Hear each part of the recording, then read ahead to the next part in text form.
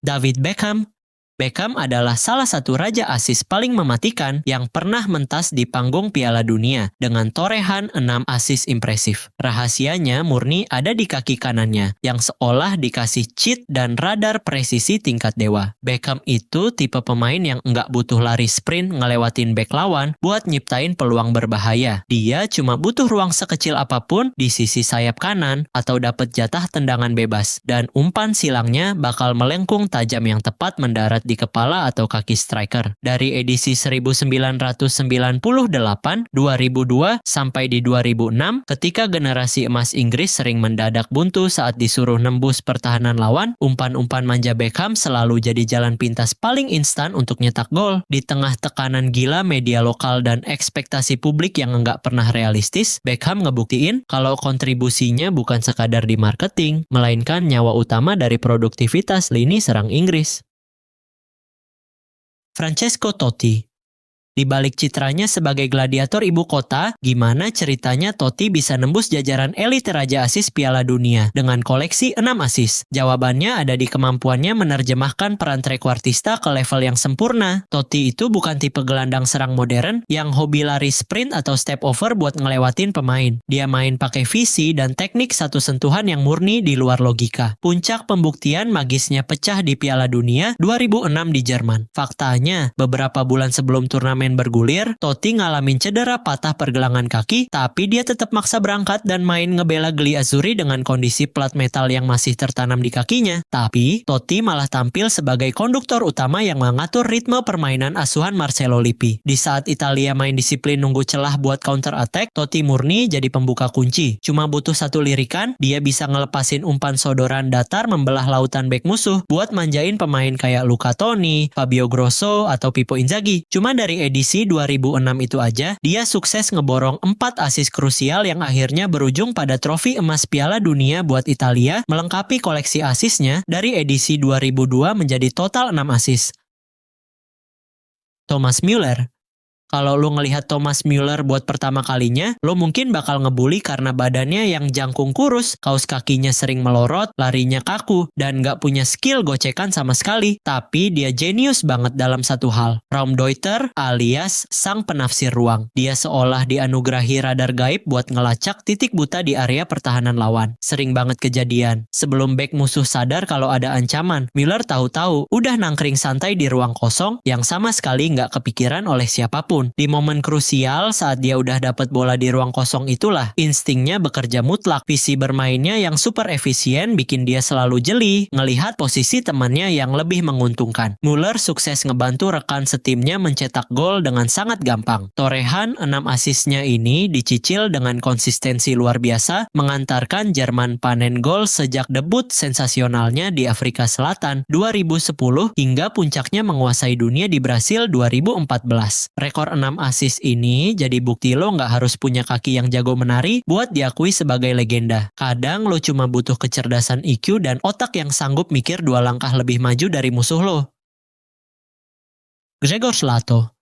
Di era 70-an Polandia pernah menjelma jadi kuda hitam paling brutal yang sukses ngacak-ngacak tatanan bola dunia. Di balik kejayaan masa emas Polandia itu, ada satu sosok sayap kanan ikonik bernama Grzegorz Lato. Lato ini aslinya beroperasi di sektor sayap. Senjata utamanya adalah lari sprint yang super kencang ala pelari trek olimpiade. Pas dia udah ngegas di sisi lapangan, bek lawan beneran cuma bisa ngelihat debunya doang. Nah, karena larinya yang murni nggak masuk akal itu, dia sering banget nyampe di area bahaya jauh sebelum bek musuh sempat mundur buat bertahan. Di momen inilah kecerdasan taktisnya bekerja. Alih-alih maruk nembak sendiri dari sudut sempit, dia dengan tenang ngelepasin umpan silang atau sodoran matang buat rekan-rekan setimnya kayak Andrej Sarmak atau Kazimierz Deina. Koleksi 7 asisnya ini dicicil secara konsisten melintasi 3 edisi Piala Dunia yang berbeda 1974, 1978,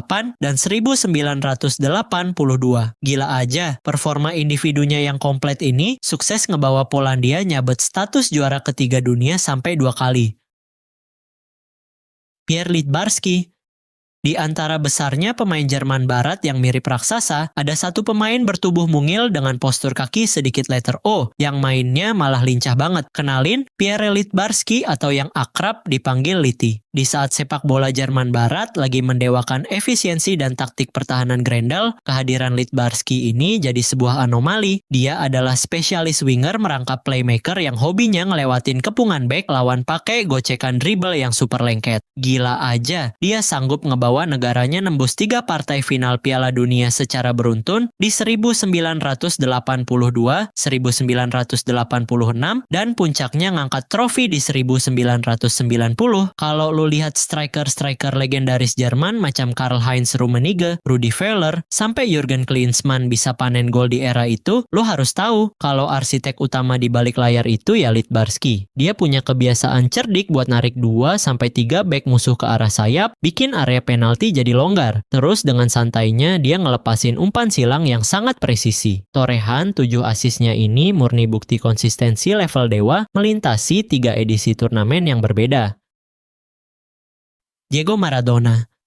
Kejeniusan Maradona itu nggak cuma sekadar soal lari ngelewatin 5 orang. Di atas lapangan, badannya itu seolah punya medan magnet gaib. Tiap kali bola nempel di kakinya, minimal 3-4 bek lawan pasti langsung panik dan ngerubungin dia kayak laron nyari lampu. Nah, justru di momen kepungan inilah insting playmakernya bekerja. Alih-alih nyetak skor sendiri, Maradona punya visi spasial sepersekian detik buat ngelepasin umpan matang ke teman setimnya yang mendadak bebas tanpa pengawalan. Pembuktian paling epik dari visi magis ini pecah di partai final 1986 ngelawan Jerman Barat. Pas skor lagi imbang 2-2 dan waktu udah masuk menit-menit kritis, Maradona yang lagi dikepung ketat di tengah lapangan tiba-tiba ngirim umpan terobosan satu sentuhan yang murni ngebelah pertahanan musuh. Umpan itu sukses bikin Jorge Burruchaga tinggal lari bebas buat nyetak gol kemenangan. Lewat total koleksi 8 asisnya di turnamen ini, Maradona ngebuktiin kalau dirinya beneran mesin penggerak utama yang sanggup nyulap skuad dengan materi rata-rata jadi penguasa dunia.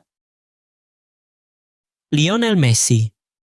Di tiap perdebatan soal siapa GOAT sejati di sepak bola, orang-orang biasanya cuman adu mekanik soal jumlah gol doang. Padahal ada satu skill krusial yang sering banget luput dari radar, yaitu assist. Lionel Messi punya evolusi cara bermain bola yang murni di luar nalar. Kalau lo ngikutin La Pulga dari zaman debutnya di tahun 2006 sampai akhirnya sukses namatin sepak bola di Qatar 2022, lo bakal sadar kalau dia itu ibarat gadget yang selalu rutin upgrade. Pas fisiknya mulai nggak secepat waktu muda, Messi secara jenius bertransformasi jadi playmaker serangan tingkat dewa. Visi bermainnya itu udah kayak pakai map hack. Dia bisa ngelihat ruang kosong yang bahkan nggak disadarin sama kamera. Messi tahu persis kapan harus jadi algojo mematikan dan kapan harus mundur selangkah buat ngasih panggung ke teman setimnya.